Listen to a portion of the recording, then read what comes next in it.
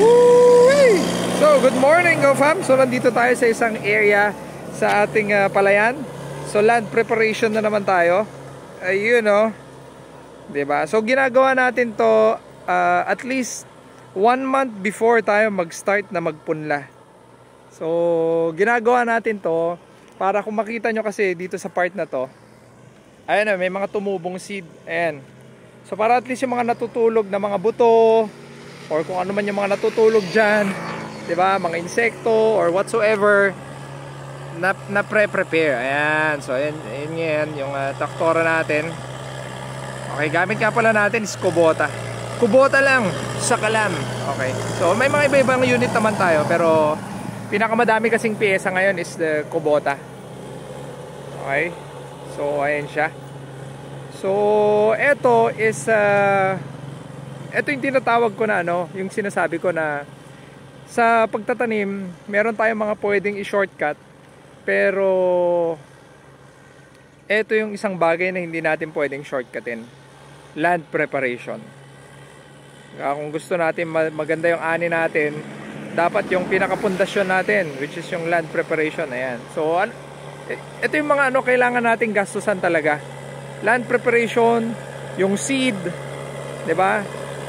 So, kailangan mong mag-invest sa magagandang buto. Of course, nutrient management, 'yun, kailangan 'yun. Okay, so yung iba kasi mga farmer, yung mga typical na mga farmers, 'di ba? Mga old school na farmer, sinasabi nila, ano 'yan, dagdag gastos lang, 'di ba?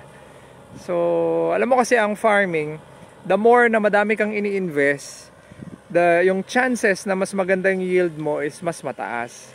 Pero kung tinitipid mo siya, doon tayo nagkakaproblema. Okay. So, although may mga may mga areas naman na pwedeng i-compromise. Okay, na pwede mong tipirin. Pero etong land preparation, isa to sa mga hindi pwedeng tipirin. Okay.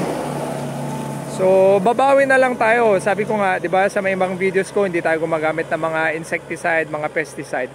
Doon tayo nakakatipid. Okay. Bawas din 'yon. Magkano din 'yon, 'di ba? 1,000, 2,000. Syempre, pati pang pa-spray mo pa. So, doon tayo nakakatipid. Pero yung land preparation, yung seed quality, yung nutrient management mo, yan, hindi pwedeng tipirin yan. Okay, so wag nating titipirin yon. Wag tayong magko-compromise doon kung gusto natin maganda yung ani natin. So, shout out nga pala kay kay Tito Damian. Okay, kay Tito Damian, kung napapanood mo to. Si Tito Damian, ang alam ko naka-land preparation na yun eh. Bilis. Sobrang bilis nun. Okay. Diba? Ganda. So, si Tito Damian, after niya mag-harvest, alam ko pinaparotobator na niya kagad habang basa pa yung lupa. So, idol ko 'yon. Ayun, maganda ring sistema 'yon, 'di ba? So, kami ito nang ginagamit ko, hindi na rotobator kasi medyo mabagal pag rotobator eh. So, isa to. Tapos pag may patubig na, magpaparotobator tayo. So, more or less parang mga 4 times yung ating land preparation. Dagdag gastos, pero syempre yung ganda ng pananim mo, 'di ba? Tsaka yung potential yield mo, makukuha mo 'yon. So, wag natin titipirin 'yan. 'Di ba? Magtipid na lang tayo sa Starbucks. Tipid na lang tayo sa Starbucks. So, yun. So, hanggat kaya, i-traktora to. And, yun.